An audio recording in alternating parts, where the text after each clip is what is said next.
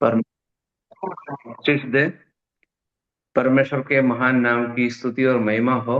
एक और बार प्रभु की उपस्थिति में बैठने के लिए परमेश्वर ने अनुग्रह दिया, और विशेषकर जो जूम का जो माध्यम है उसके लिए हम परमेश्वर को धन्यवाद दें। अभी तक परमेश्वर ने सहायता की, उसके लिए हम प्रभु को धन्यवाद दें।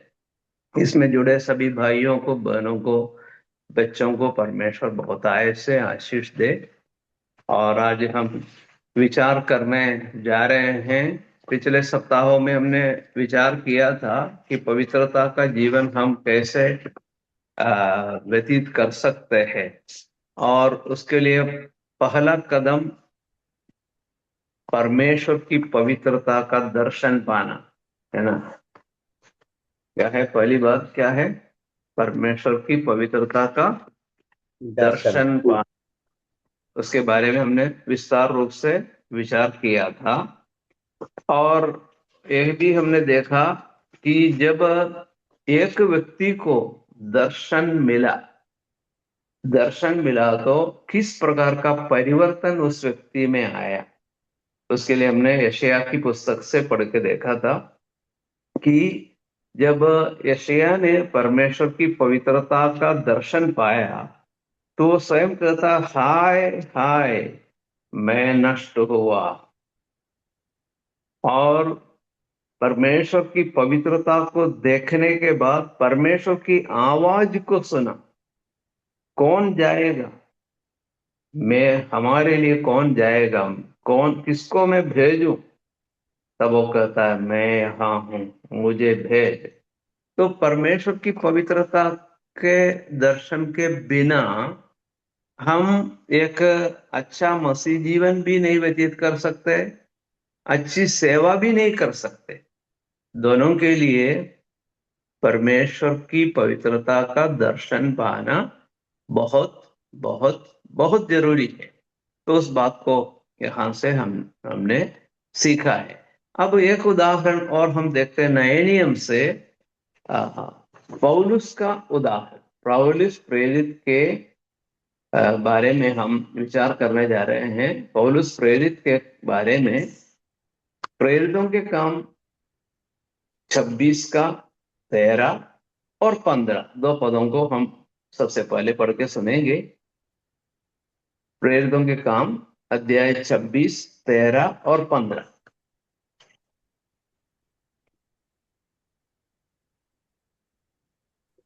तो हे राजा, मार्ग में दोपहर के समय मैंने आकाश से सूर्य के तेज से ही बढ़कर एक ज्योति अपने और अपने साथ चलने वालों के चारों ओर चमकती हुई देखी।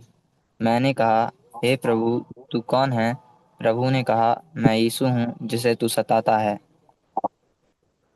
हाँ, धन्यवाद भाई। हम एक शब्द प्रार्थना करते हैं।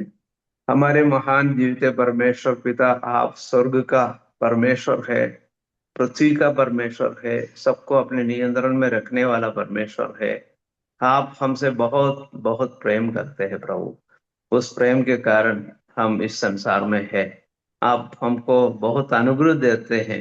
आपके महान अनुग्रह के कारण हम इस संसार में विद्यमान है। हम धन्यवाद देते हैं। इसमें जुड़े सभी भाइयों को, बहनों को, बच्चों को स्वर्ग का आशीष प्रदान करें। शांति के साथ प्रभु की उपस्थिति में बैठने के लिए हम प्रत्येक की सहायता कीजिए। आदर महिमा आपको देते हैं। आपने हम पर बड़ी दया दिखाई, उसके लिए बहुत बहुत धन्यवाद। जो वचन हमने अभी पढ़ के सुना है उसको समझने के लिए हमारी बुद्धि को खोलिए। प्रार्थना उद्धार करते हैं यीशु मसीह के नाम में मांगते हैं। यहाँ पर हमने पौलुस प्रेरित के बारे में विचार किया था। पौलुस प्रेरित पहले शाऊल था, और क्या करता था? शाऊल के बारे में हम एक दो पद पढ़ेंगे तो थोड़ा सा आपको आइडिया मिल जाएगा कि शाऊल किस प्रकार का व्यक्ति था। गलातियों की पत्री 1 का 13 और 23 पढ़िए। गलातियों की पत्री अध्याय 1 का 13 और 23, वो किस प्रकार का व्यक्ति है संक्षिप्त रूप से हमको जानने का मौका मिलेगा। गलातियों की पत्री 1 का 13, 1 का 13 और 23। गलातियों की पत्री 1 का 13 और 23। यहूदी मत में जो पहले मेरा चाल चलन था, तुम सुन चुके हो कि मैं परमेश्वर की कलीसिया को बहुत ही सताता और नाश करता था। 23। परंतु यही सुना करती थी कि जो हमें पहले सताता था वह अब उसी विश्वास का सुसमाचार सुनाता है जिसे पहले नाश करता था। अच्छा, धन्यवाद भाई। यहाँ पर हम क्या देखते हैं, ये कैसा व्यक्ति था? नाश करने वाला व्यक्ति। सबसे पहले क्या क्या नाश करता था? कलीसिया को नाश करता था। दूसरी बात है, हमने देखा है कि विश्वास को विश्वास को नाश करने वाला, देखो कितना तगड़ा विरोधी था। ये हमको समझ में आता है। क्या क्या नाश करता था? एक, कलीसिया को नाश करना। एक कलीसिया जो है, एक मामूली बात नहीं है। प्रभु की कलीसिया है। प्रभु ने कहा, दो लोग के फाटक उसके ऊपर प्रबल नहीं होंगे, लिखा है। प्रभु यीशु मसीह ने अपनी कलीसिया बनाई है, और आज वो कलीसिया जो है विद्यमान है। और प्रभु यीशु ने कहा, क्या कहा? अधोलोक के फाटक उसके ऊपर प्रबल नहीं होंगे, लिखा है। लेकिन यहाँ एक आदमी आया, एक व्यक्ति आया, क्या नाश करता है? कलीसिया को कलीसिया को सताता और नष्ट करता था। नष्ट करने वाला आदमी था। इसका मतलब है, कलीसिया में जितने लोग जुड़ जाते थे, विश्वासी थे, उसको खत्म करना। जितने भी लोग आते थे, सबको खत्म करने का काम। फिर क्या है? विश्वास को खत्म करने का काम। विश्वास को खत्म कर, दो काम वो करता था। और भी बहुत सारी बातें जोड़ सकते हैं, लेकिन संक्षिप्त रूप में दो बातों को यहाँ पर देख सकते हैं। वो विश्वास के सुसमाचार, वह अब उसी विश्वास का सुसमाचार सुनाता है जिसे पहले नष्ट करता था। सुसमाचार को और विश्वास को नष्ट करने वाला आदमी अब कैसा है वो? अब जो हमने देखा, प्रभु का दर्शन पाया, तो उसके जीवन में क्या परिवर्तन आया? 26वें अध्याय में हमने पढ़ के देखा था, 26 का 13 में। तो हे राजा, मार्ग में दोपहर के समय मैंने आकाश से सूर्य के तेज से भी बढ़कर एक ज्योति अपने और अपने साथ चलने वालों के चारों ओर चमकती हुई देखी। उसने क्या देखा? ज्योति को देखा। कैसे ज्योति है? जो सूरज की रोशनी रोशनी से, सूर्य की तेज से भी बढ़कर एक ज्योति मैंने देखी। तो क्या परिवर्तन आया? उसके जीवन में बहुत बड़ा परिवर्तन आया। 15 पद में हमने अभी पढ़ के सुना था, हे प्रभु तू कौन है? प्रभु ने कहा, मैं यीशु हूं जिसे तू सताता है। तो उसको ये परिवर्तन मिला। देखा उसने ज्योति को, सुना प्रभु की आवाज को, पूछा तू कौन है? तब प्रभु ने कहा, मैं यीशु हूं। यीशु जगत की ज्योति है। मैं कौन हूं? मैं जगत की ज्योति हूं। यीशु मसीह ने कहा, जो मैं जगत की ज्योति हूं, और जो मेरे पीछे बोलेगा वो अंधकार में नहीं चलेगा वरन जीवन की ज्योति पाएगा। वही यीशु ने उसको दर्शन दिया, तो क्या हो गया? एकदम परिवर्तन हो गया। कलीसिया को नष्ट करने वाला कलीसिया को बनाने वाला बन गया। विश्वास को नष्ट करने वाला व्यक्ति विश्वास को बनाने वाला या विश्वास के लिए खड़े रहने वाला बन गया। देखो, आपने देख लिया कैसा परिवर्तन आता है। यदि आपने प्रभु के की पवित्रता का दर्शन पाया है, तो क्या होगा?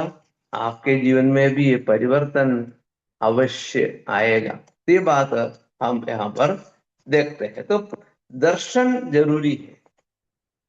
प्रभु की पवित्रता का दर्शन जरूरी है, तभी तो आपके जीवन में परिवर्तन आएगा। प्रभु आपकी मदद करें।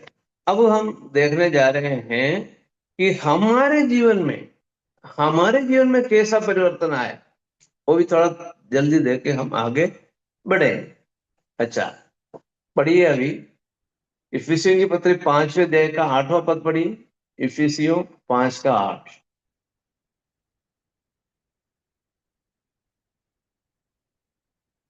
इफिसियों की पत्री 5वें अध्याय का 8वां क्योंकि तुम तो पहले अंधकार थे, पद। परंतु अब प्रभु में ज्योति हो, सो ज्योति के संतान की नाई चलो। अच्छा, तो यहाँ पर लिखा है, आपने इसमें भी लिखा हुआ देखा है। अब प्रभु में ज्योति हो, है ना, अतः ज्योति की संतान के समान चलो। पहले हम पहले हम कैसे थे? अंधकार। हाँ, अंधकार। अंधकार।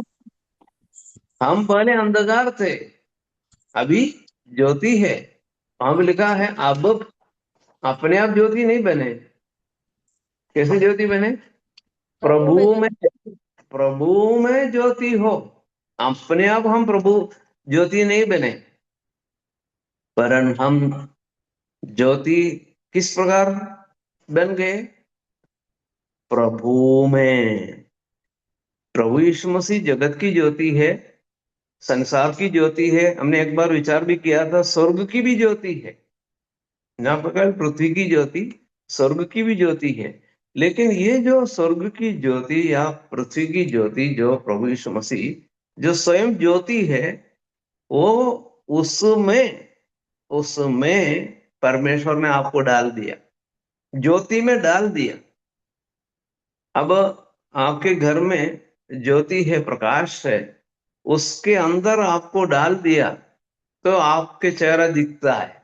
मेरा चेहरा इसलिए दिखता है कि ज्योति में हूं। यदि मैं अंधकार में होता, रात के समय प्रकाश के बिना मैं रहता, आप मेरे चेहरा आप देख नहीं पाएंगे। तो ज्योति में है, यीशु मसीह में है, तो आपका जीवन क्या हो गया?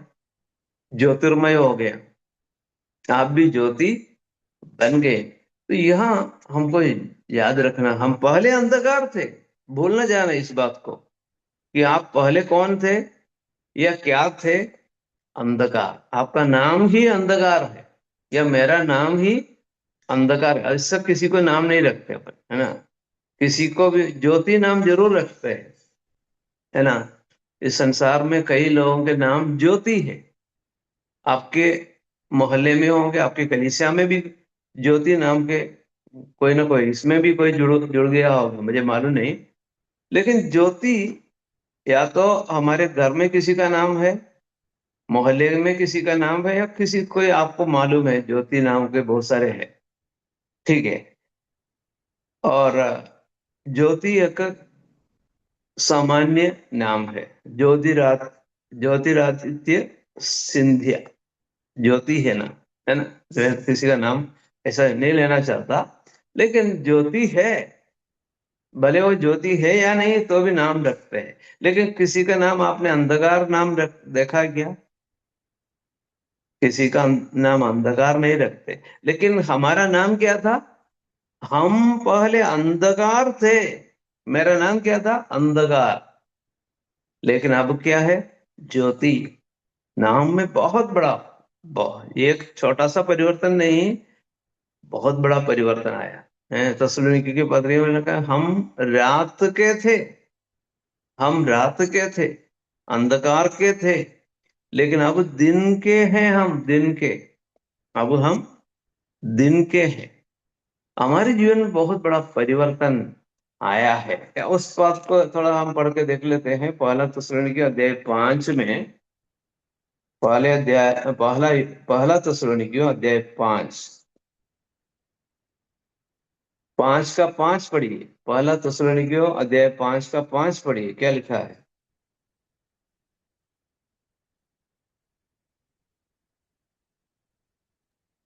इफिसी अंकल जी। पहला क्योंकि तस्सलुनीके तुम सब 5 का 5, पहला तस्सलुनीके अध्याय 5 का 5। क्योंकि तुम क्योंकि सब ज्योति की संतान और दिन की संतान हो। हम ना रात के हैं ना अंधकार के हैं। हाँ, धन्यवाद भाई। क्या लिखा है? साफ लिखा है ना। तुम सब, कुछ लोग नहीं, तुम सब ज्योति की संतान और दिन की संतान हो। आगे क्या लिखा है? हम न रात के हैं अंधकार के हैं। देखो, उस बात को किस तरह स्पष्ट करके बताया कि आप पहले कौन, अब कौन, पहले क्या, अब क्या। इस बात को जो है ठीक रीति से समझा के बताया। हमको ये याद रखना है हम कौन है। इस बात को करते हुए आपको क्या है, अपना व्यवहार करना है, जीवन व्यतीत करना है। अच्छा, तो हमने अभी सीखा है अ, पवित्र बनो। उसके लिए पहला कदम कौन सा है? पढ़िए। परमेश्वर की पवित्रता का दर्शन पाना है। हाँ, परमेश्वर की दर्शन, पवित्रता का दर्शन पाना है। अब दूसरा कदम हम पढ़ने जा रहे हैं। दूसरा कदम क्या है? पापों से भागो। हाँ, पापों से भागो। यदि आपको पवित्रता में जीवन जीना है तो दूसरी बात या दूसरा कदम क्या है? पापों से आपको भागना है। दर्शन पाना काफी नहीं। दर्शन पा लिया, तब आपके जीवन में बहुत बड़ा परिवर्तन आया। लेकिन फिर क्या है? रुकना नहीं, भागना है। किससे भागना है? पापों से भागो। आप थोड़ा पढ़ के सुनाइए। यहाँ पर 4 ऐसे पापों के नाम लिखे हैं जिससे भागना है। कौन कौन से पापों से भागना है? व्यभिचार से, मूर्ति पूजा से, रुपए के लोभ से, और जवानी की अभिलाषा से। धन्यवाद। अच्छा, 4 प्रकार के पापों से भागने के लिए विशेष करके कहा है। सभी पापों से भागना है मेरे प्रिय भाई और बहनों। सभी पापों से भागना है, मुझे भागना है, आपको भागना है। लेकिन ये 4 ऐसे पापों के बारे में बाइबल में, विशेषकर नए नियम में लिखे हैं। क्यों ऐसे लिखे हैं? उसका कारण भी आपको समझ में आए। महापाप है। 4 पाप जो है महापाप के की श्रेणी में आती है? व्यभिचार महापाप है, मूर्ति पूजा महापाप है, और रुपये के लोभ, रुपये का लोभ महापाप है, और जवानी की अभिलाषा ये भी महापाप है। तो हम आगे सीखेंगे तो आपको समझ में आएगा। इसलिए 4 पापों से भागने के लिए विशेष कहा गया। सभी पापों से भागना है, भूल न जाना। लेकिन 4 पापों से भागने के लिए क्यों कहा गया? ये महापाप है। उसके बारे में हम आगे विचार करेंगे। अब हम देखने जा रहे हैं इन चारों पापों के बारे में क्या लिखा है। एक बार पढ़ के देख लेते हैं। पहला कुरिन्थियों 6 का 18 पढ़िए। व्यभिचार से बचे रहो। जितने और पाप मनुष्य करता है वे देह के बाहर हैं, परंतु व्यभिचार करने वाला अपनी ही देह के विरुद्ध पाप करता है। अच्छा, व्यभिचार से बचे रहो ऐसा प्रयोग है हिंदी में। लेकिन आप इंग्लिश पढ़ेंगे, इंग्लिश में और भी भाषाओं में, भाषाओं में लिखा है। इंग्लिश में फ्ली है, FLEE, फ्ली, है ना। वो शब्द आपको समझना है इंग्लिश में कैसा लिखा है। मैं आपको थोड़ा लिख के बताता हूं। FLE,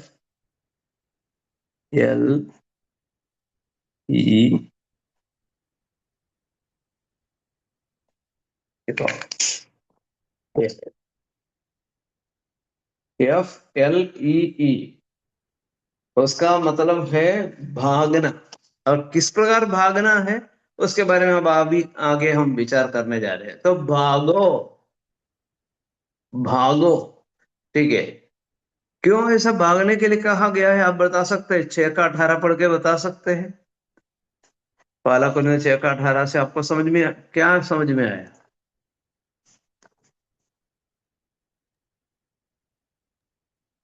पहला कर दियो 6 का 18 में। क्योंकि जितने भी पाप होते हैं वो मन से करते हैं, लेकिन ये जो व्यभिचार का जो पाप है वो शरीर के द्वारा किया जाता है। अच्छा, अपने विरुद्ध में पाप, बाकी जी सब पाप जो है अपने शरीर के बाहर है। जी। बाकी सब पाप शरीर के बाहर है, लेकिन ये पाप कैसा पाप है? अलग से। आपके शरीर के विरुद्ध आप पाप कर रहे हैं, तो इसलिए ये महापाप है। और भी कारण नीचे हम सीखने जा रहे हैं। तो ये जो पाप क्या करेगा? आपको पूर्ण रीति से नाश करेगा। यदि एक व्यक्ति एक ऊंचे पेड़ के ऊपर बैठकर उसी डाली को जिसमें वो बैठा हुआ है उसको काटेगा तो क्या होगा ना? वो नीचे गिरेगा ना। उस डाली में बैठकर उसी डाली को आप काट रहे हैं, है ना? तो नाश होगा।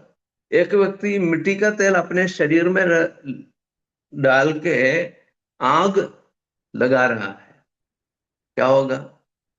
नष्ट हो जाएगा ना। इसी प्रकार का एक पाप है, अपने शरीर के विरुद्ध में पाप। अच्छा, दूसरी पाप कौन सा है? पहला कुरिन्थियों 10 का 14। मूर्ति पूजा। हाँ पढ़िए, 10 का 14 पढ़िए। पहला पहला कुरिन्थियों 10 का 14 पढ़िए। इस कारण हे मेरे प्यारों, मूर्ति पूजा से बचे रहो। मूर्ति पूजा से बचे रहो। अच्छा, मूर्ति पूजा में क्या प्रॉब्लम है? परमेश्वर के विरुद्ध में पाप है। किसके विरुद्ध में पाप है? परमेश्वर के विरुद्ध में एक व्यक्ति पाप कर रहा है। तो परमेश्वर के विरुद्ध में पाप करना छोटा छोटा काम है क्या? नहीं, बहुत बड़ा काम है ना? बहुत बड़ा पाप होता है। तो पहला विचार जो है अपने शरीर के विरुद्ध में। दूसरा पाप परमेश्वर के विरुद्ध में।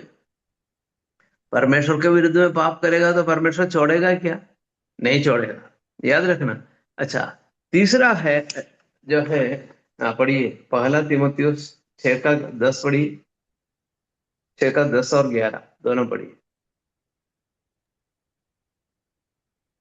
क्योंकि रुपए का लोभ सब प्रकार की बुराइयों की जड़ है, जिसे प्राप्त करने का प्रयत्न करते हुए कितनों ने विश्वास भटक कर अपने आप को विभिन्न प्रकार के दुखों से छलनी बना लिया है। पर हे परमेश्वर के जन, तू इन बातों से भाग और धार्मिकता, भक्ति, विश्वास, प्रेम, धीरज और नम्रता का पीछा कर। अच्छा, आपको उस पद से पढ़ने से क्या समझ में आया है? नाना प्रकार का दुख। यदि आपको नाना प्रकार के दुख चाहिए तो क्या करना है? नाना प्रकार मतलब बहुत सारी बातों में आप यदि दुखित होना चाहते हैं, क्या चाहिए आपको? रुपये का लोभ। रुपये का लोभ करने वाले को नाना प्रकार का दुख मिल जाएगा, सुख नहीं मिलेगा। रुपये को बढ़ाने से, रुपये के पीछे भागने से क्या होता है? आपको दुख बढ़ेगा, आपको मालूम है। और यहां पर लिखा है सब प्रकार की बुराइयों की। हाँ, रुपये का लोभ सब प्रकार की बुराइयों की जड़ है। तो रुपये का लोभ जो व्यक्ति करता है, सोच लो उसमें सब प्रकार की बुराई है। 5 पैसे के लिए भी वो किसी को मार भी डालेगा, घात भी करने को तैयार हो जाएगा। 5 5 पैसे की बात है, ज्यादा पैसे की बात नहीं है।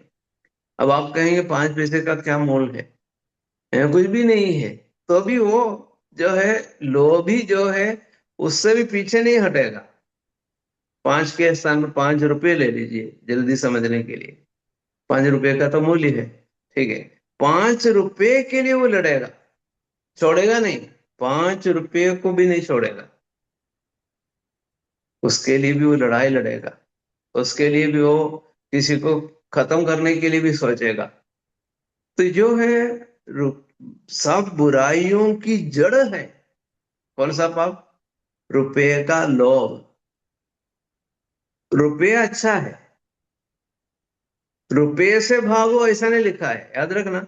रुपये से भागो नहीं लिखा, फिर किससे भागना है? रुपये के लोभ से भागो। यहाँ अपनी हिंदी भाषा में जो है क्या लिखा है? रुपये के लोभ से भागने के लिए हम भाग शब्द इस्तेमाल किया है 11वें पद में। हे परमेश्वर के जन, तुम इन बातों से भाग। भाग शब्द सही यहाँ पे इस्तेमाल किया है इंग्लिश में। ये सभी जगह में फ्ली शब्द है, भागो ये शब्द लिख किया है। अच्छा, तो भागना है, रुपए के लोभ से भागो। अच्छा, नहीं हो तो क्या होगा? सब प्रकार की बुराई आपके अंदर में आ जाएगी। और यहां पर एक और बात बताई गई है, सब नाना प्रकार के दुखों के की चलनी, मतलब नाना प्रकार के दुख भी आपको आएंगे। जैसे जैसे आप रुपए बढ़ाने की कोशिश करते हैं, पैसे को ज्यादा कमाने के लिए कोशिश करता है, तब क्या होता है? दुख भी बढ़ता है, नाना प्रकार के दुख और सब प्रकार की बुराई भी आपको मिल जाएगी। याद रखना, अपने आप आपको रुपए मिलता है, पैसा मिलता है, आप उसके लिए विशेष जो है लोभ नहीं रखते, अपने आप आ जाता है, तो उसमें कोई बुराई नहीं है। आप नौकरी कर रहे हैं, आपको 5,000 मिल रहे हैं या 10,000 मिल रहे, जितने भी हो, उसमें आपको कोई लोभ नहीं है, मिल रहा है, उसको आप सही रीति से इस्तेमाल कर रहे हैं, कोई प्रॉब्लम नहीं है। लेकिन उसको कमाने के लिए आप जो है भागा दौड़ी करते उसके लिए आप बड़े मेहनत कर रहे हैं, दिन रात जो है पीछे भाग रहे हैं, तो किसका मतलब है? आप लोभी है।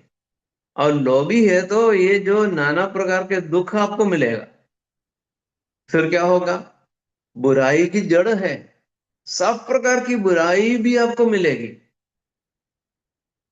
ऐसा कई लोगों के जीवन में हो चुका है। सही प्रेम भाव को आप नहीं रख पाएंगे, ना परमेश्वर से प्रेम करेंगे, ना आपके भाई बहनों से या आपके मित्रों से या घर के लोगों से प्रेम करेंगे, पैसे के पीछे है आप। ठीक है, तो इसलिए ये पाप जो है बहुत बड़ा पाप है।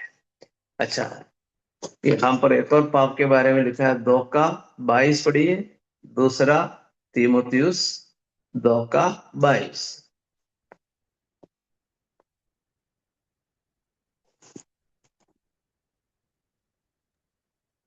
जवानी की अभिलाषाओं से भाग, और जो शुद्ध मन से प्रभु का नाम लेते हैं उनके साथ धार्मिकता और विश्वास और प्रेम और मेल मिलाप का पीछा कर। अच्छा, जवानी की अभिलाषाओं से भाग। तो जवानी की अभिलाषा यह सब हो सकता है, व्यभिचार भी हो सकता है, मूर्ति पूजा भी हो सकता है, रुपये का लोभ भी हो सकता है, और भी बहुत सारी बातें जो जो जवानों के अंदर जो अभिलाषाएं होती है, ये सब इसमें शामिल है। उसका जो है एक बड़ी सूची अपन बना सकते हैं। तो जवानी की अभिलाषाओं से भाग।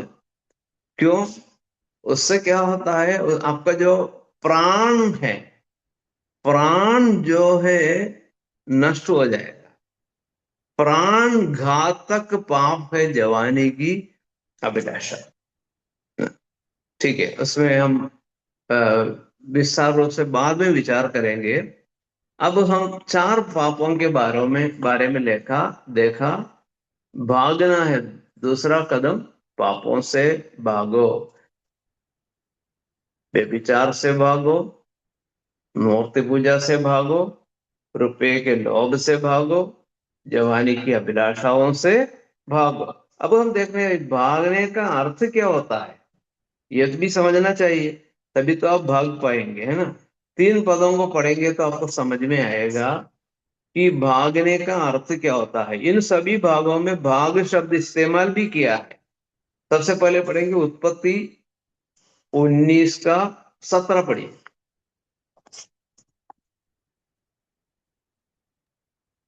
पर ऐसा हुआ कि जब उन्होंने उनको बाहर निकाला, तब उसने कहा, अपना प्राण लेकर भाग जा, पीछे की ओर न ताकना और तराई भर में न ठहरना।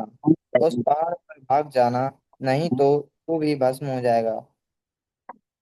अच्छा, संदर्भ कौन सा है? लूत।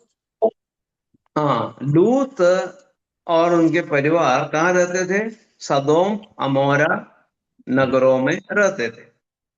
और वहां के लोग दुष्ट थे, वहां के लोग पापी थे, तरह तरह के पाप करते थे। और इसमें ये भी पाप उनके जीवन में था, व्यभिचार। ये पाप भी वो लोग करते थे, और भी पाप करते थे। और ऐसे जघन्य पाप वे लोग करते थे, ऐसे लोग थे। तो परमेश्वर ने क्या सोचा कि मैं इस जगह को नष्ट कर दूंगा, यहाँ के लोगों के साथ मैं इनको नष्ट नष्ट करूंगा। परमेश्वर ने योजना बनाई। लेकिन आपको मालूम है किसको बचाया परमेश्वर ने? लूत को। लूत को बचाया, लूत। है ना, लूत को बचाया। और बचाने के बारे में आप बाद में पढ़ के देख लेना, 19वें अध्याय पूरा पढ़ के देख लो, तब आपको समझ में आएगा। अब परमेश्वर ने अपने दूतों को भेजा, और दूतों को भेजा, और दूतों ने क्या किया? उनको नगर से बाहर निकाला और कहा कि भागो, क्योंकि ये जगह जो है हम क्या करने जा रहे हैं? भस्म करने जा रहे हैं। ये जगह हम भस्म करने जा रहे हैं, इसलिए क्या करना है? तुमको भागना है। तो यहाँ पर हमने पढ़ के देखा था 19वें अध्याय के 17वें पद में क्या हो जाएगा? नहीं भागो, यहाँ लिखा है प्राण, अपना प्राण लेकर भाग जा, अपना प्राण लेकर भाग जा, पीछे की ओर न ताकना और तराई भर में न ठहरना, उस पहाड़ पर भाग जाना, नहीं तो तू भी भस्म हो जाएगा, तू भी भस्म हो जाएगा। अब उसकी गंभीरता आपको समझ में आई। तू भस्म हो जाएगा, यदि तू नहीं भागेगा तो क्या होगा? भस्म हो जाएगा। भागा या नहीं भागा? भागा ना। भागा। तो भागने का अर्थ आपको समझ में आया? नहीं भागे तो हानि होगी, भस्म हो जाएगा। उसमें कोई समझौता नहीं है। नहीं, हाँ तो ये तो लूत है, धर्मी व्यक्ति है, इसको ये आग नहीं लगेगी, नहीं, इसको भी लगेगी, ये भी खत्म हो जाएगा। तो भागना है, आपको समझ में आया भागने का तात्पर्य क्या बताया गया है? तो ये जगह जो है हम सत्यानाश करने आए हैं, भस्म करने आए हैं, इसलिए कहा भागो। लूत से, लूत की पत्नी और दोनों बेटियां, उनसे कहा कि तुमको क्या करना है? अब भागना है, रुकना नहीं। रुक जाओगे तो क्या होगा? तुम भस्म हो जाओगे। यहाँ साफ लिखा है ना, नहीं तो भी तू भी भस्म हो जाए, मतलब तू भी, मतलब तू धर्मी व्यक्ति है लेकिन तू भी भस्म हो जाएगा, तो इसलिए भागना है। अच्छा, दूसरा पद आप देख लीजिए, आपको समझ में आएगा। निर्गमन 2 का 15 पढ़े। निर्गमन 2 का 15। जब फिरौन ने यह बात सुनी, तब मूसा को घात करने की योजना की। तब मूसा फिरौन के सामने से भागा और मिद्यान देश में जाकर रहने लगा, और वह वहां एक कुएं के पास बैठ गया। अच्छा, भागा नहीं भागा? भागा। भागा। कौन भागा? मूसा। मूसा। मूसा भागा। क्यों भागा? क्योंकि वो एक जन को फिरौन मारा ने था। उसकी घात करने की योजना बनाई थी। हाँ, वहां का राजा फिरौन जो है मूसा को घात करना चाह रहा था। तो उसने सोचा कि रुकेगा तो क्या होगा? तुरंत खत्म हो मार जाएगा गया। तो क्या होगा? उसने इसलिए उसने क्या किया? भागा नहीं भागा? भागा। एक और उदाहरण मूसा के जीवन से ही देख लीजिए, निर्गमन 4 का 3। उसने कहा, उसे भूमि पर डाल दे। जब उसने उसे भूमि पर डाला, तब वह सर्प बन गई और मूसा उसके सामने से भागा। अच्छा, किसके सामने से भागा? सर्प के सामने से, सांप के सामने से। सांप के सामने से भागा ना। ये किसका, किसकी लाठी थी? हारून की लाठी थी। हाँ, किसकी लाठी थी? हारून की लाठी थी। हाँ, मूसा की ही लाठी थी, है ना। मूसा की लाठी थी। तो प्रभु ने कहा लाठी को नीचे डाल दो।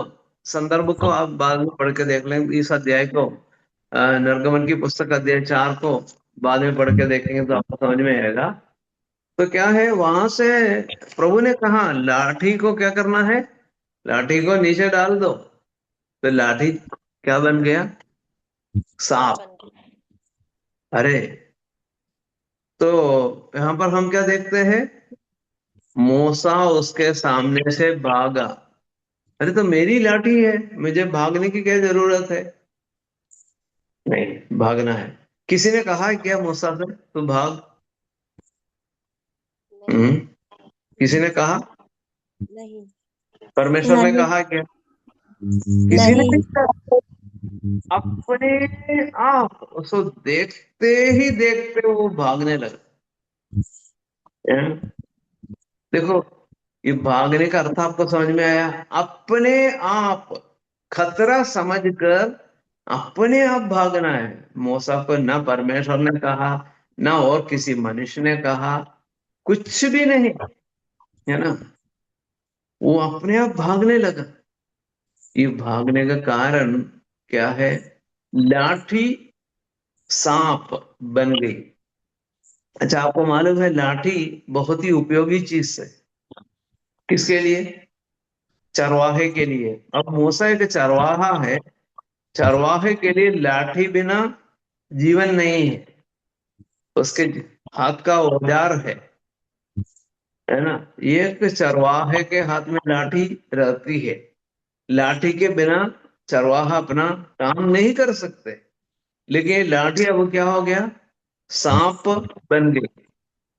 लेकिन उपयोगी चीज है। अरे, मैं इससे कैसे भागूं, ये नहीं सोचा, वो भागा।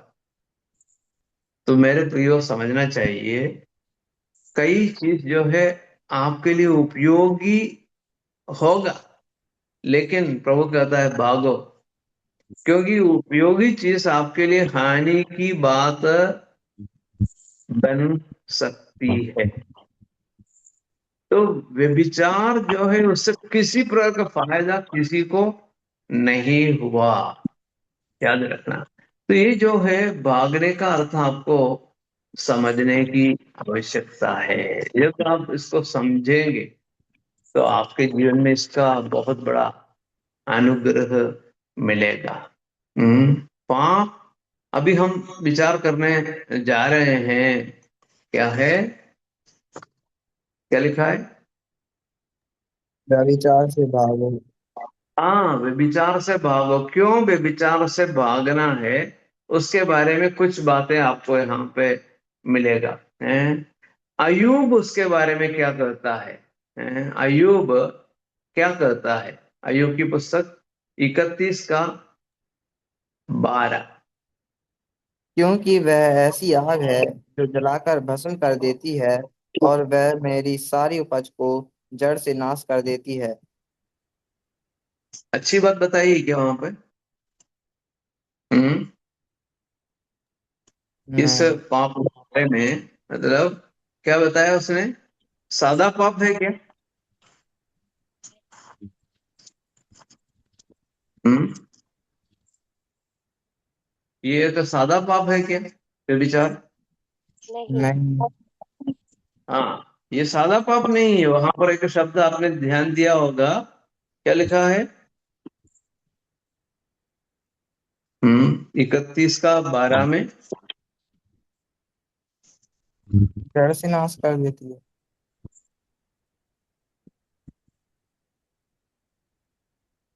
कौन सा शब्द इस्तेमाल किया है जब तक में? हम्म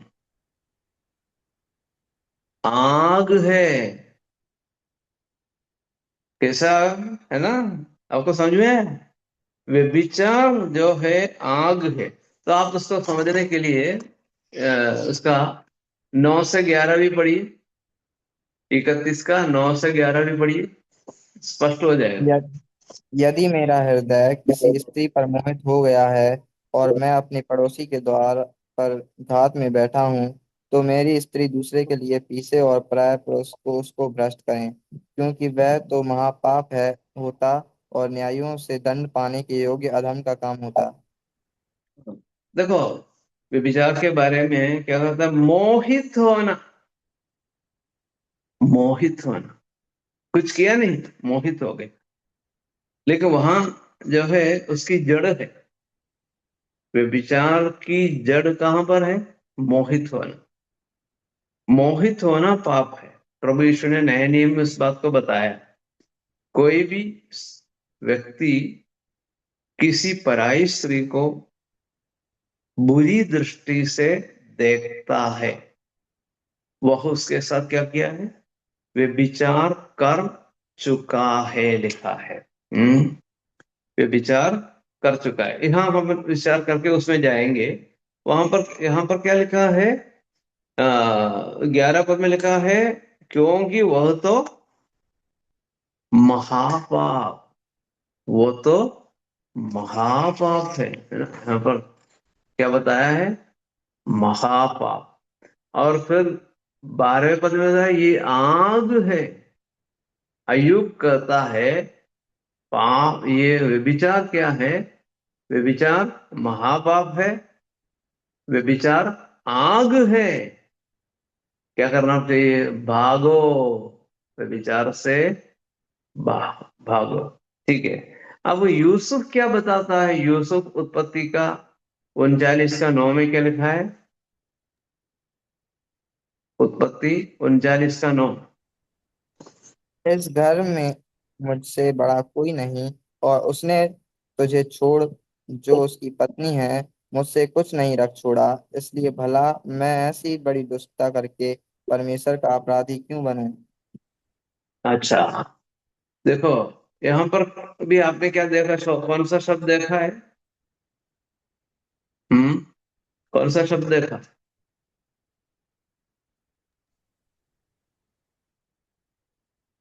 वहां पर एक शब्द है, इसमें मैंने लिखा है 39 का 9 में क्या बड़ी लिखा है? दुष्टता, बड़ी बड़ी दुष्टता। दुष्टता।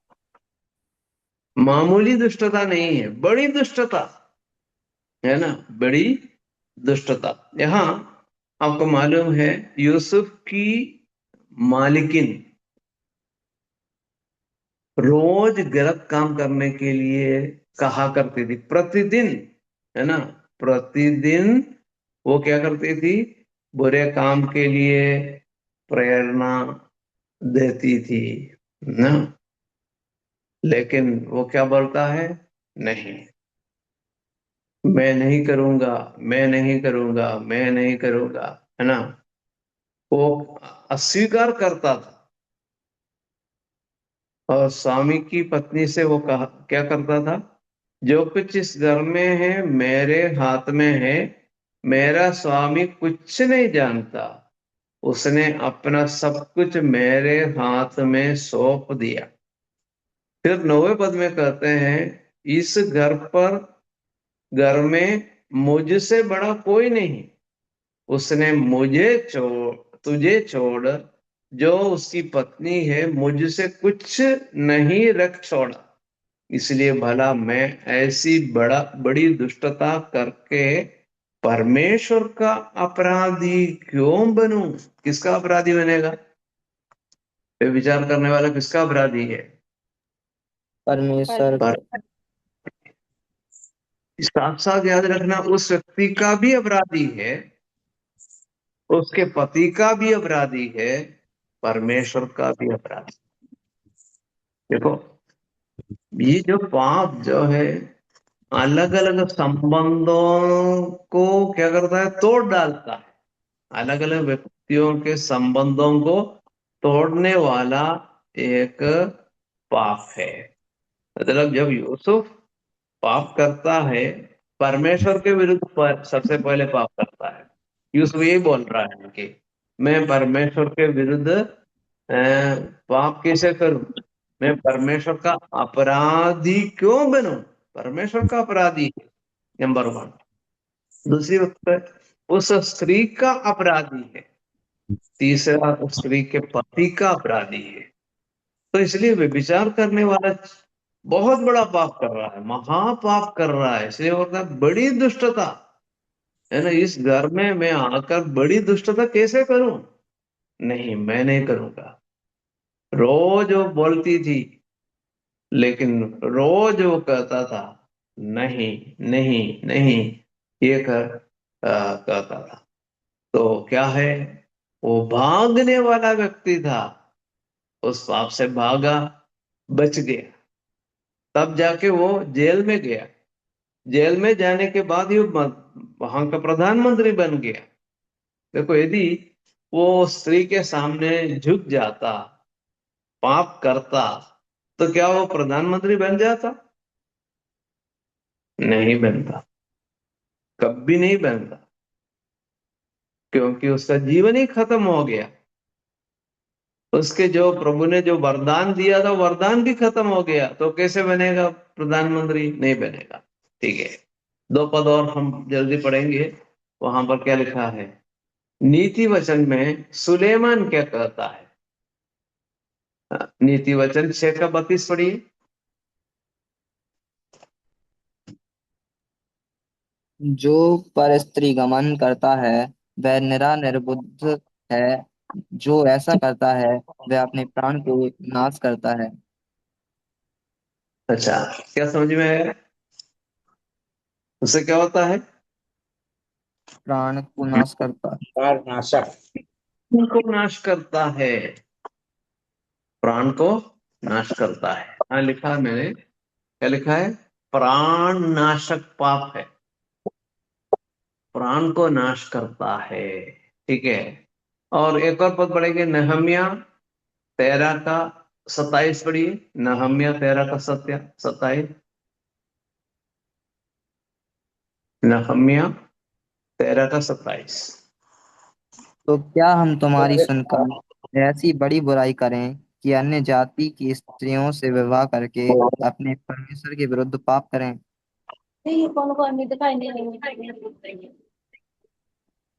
तो क्या समझ में आया? बड़ी बुराई, पराए पराए लोगों से, मतलब जो विश्वासी नहीं है। एक विश्वासी को विश्वासी के साथ शादी होना है, लेकिन यदि एक अन्य जाति, मतलब जिसको जो विश्वास नहीं करते, उसके साथ विवाह होता है, तो क्या होता है? एक बड़ी बुराई है। ये पाप जो है इसराइल में भी हमको देखने को मिलता है। अब मैं समाप्ति में कुछ बातें बताना ये चाहता हूं। नूह के जमाने में परमेश्वर ने जल प्रलय भेजकर लोगों को नाश क्यों किया? व्यभिचार के कारण। व्यभिचार, व्यभिचार के कारण। हाँ, याद रखना, व्यभिचार करने वाले, उनकी बुराई बढ़ती गई बढ़ती गई बढ़ती गई। व्यभिचार करने वालों के गिनती बढ़ती गई। सब लोग जो यही बुराई करने लगे, जिसको जिस चीज को चाहा सबको ले, उन्होंने क्या कर दिया? पत्नी बनाई, है ना। पति पत्नी जो है जितने लोग जिस अपनी मनमर्जी के अनुसार जो है शादियां करने लगे, और बिना किसी नियम ऐसे संबंधों में जुड़ गए। एक व्यक्ति के दो भाई, दो पत्नियां, तीन पत्नियां, बहुत सारी पत्नी, और उनके साथ भी जो है बहुत बुरी बातें हुआ करती थी। तो परमेश्वर ने कहा मैं नाश करूंगा, नाश कर दिया। जबकि आप याद रखना, नूह के परिवार को देखो, नूह की एक ही पत्नी थी। कितनी पत्नी थी? एक ही थी। नूह के तीन तीन बेटे थे, तीनों के एक एक पत्नी थी। सही है ना? जी। बिल्कुल सही है। देखो, उनकी पत्नियां, मतलब एक व्यक्ति को एक से ज्यादा पत्नियां नहीं, एक ही। नूह की एक पत्नी, नूह के बड़े बेटे की एक पत्नी, मंझले वाले बेटे की एक पत्नी, छोटे वाले बेटे की एक पत्नी। बिल्कुल साफ है। जबकि उस जमाने के लोगों में क्या होता था? एक से ज्यादा। परमेश्वर ने कहा मैं नष्ट कर देता हूं, नष्ट कर दिया। अब आप बताइए, लूत के समय में सदोम अमोरा नगरों में रहने वाले लोग कैसे थे? उनके भी बेबिचारी लोग। ये पाप था। कौन सा पाप था? व्यभिचार। व्यभिचार जो है बुरी तरह से, मतलब आदमी आदमी के साथ, स्त्री स्त्री के साथ, ऐसा व्यभिचार। मतलब क्या बोलना चाहिए, ऐसी दुष्टता। तो प्रभु ने क्या कहा? प्रभु ने कहा मैं नष्ट कर दो। उत्पत्ति की पुस्तक 19 अध्याय आप पढ़ के देख रहे हैं, वो बुराई कितनी बड़ी बुराई थी। परमेश्वर ने अपने स्वर्गदूतों को भेज कर उस बात को मालूम किया। ऐसा नहीं कि प्रभु ने ऐसे ही नष्ट कर दिया। प्रभु ने अपने दूतों को भेज कर वहां पर इस बात को क्या कर दिया? मालूमात कराया। उनके द्वारा पता चला, सामने सामने, रंगे हाथ पकड़े गए। ऐसा नहीं कि मैंने सुना था, है स्वर्गदूत ने सुना था, ऐसा तुम्हारे जीवन में तुम लोग पाप करते हो, ऐसा मैंने सुना है इसलिए मैं आया। लेकिन आके देखा तो उसी दिन या उसी रात को ये पता चला कि वहां के लोग किस प्रकार के लोग थे। बिल्कुल साफ प्रकट हो गया। तो उसी रात को हम देखते हैं परमेश्वर ने उस कार्य को किया। परमेश्वर से मत खेलो, पाप से मत खेलो। यदि खेलेंगे तो क्या है, बहुत बड़ा बड़ा दंड मिला। इसलिए लिखा व्यभिचार से भागो, व्यभिचार से भागो, व्यभिचार से भागो। है ना? अय्यूब कहता है, यूसुफ कहता है, सुलेमान कहता है, नहम्याह कहता है भागो। सब लोग कहते हैं भागो। नहीं भागेगा तो बहुत बड़ी हानि आपके जीवन में होगी। तो इसलिए हमें इससे बचे रहना है। परमेश्वर इन वचनों को समझने के लिए सबकी सहायता करे। आगामी दिनों में हम भी बहुत ध्यान दें कि गलत बात में मत फंसो, व्यभिचार से भागो। प्रभु इन वचनों को अधिक से समझने के लिए हमारी सहायता करे। परमेश्वर के महान नाम की स्तुति और महिमा हमेशा हमेशा होती रहे। सबको धन्यवाद। प्रभु की महिमा हो।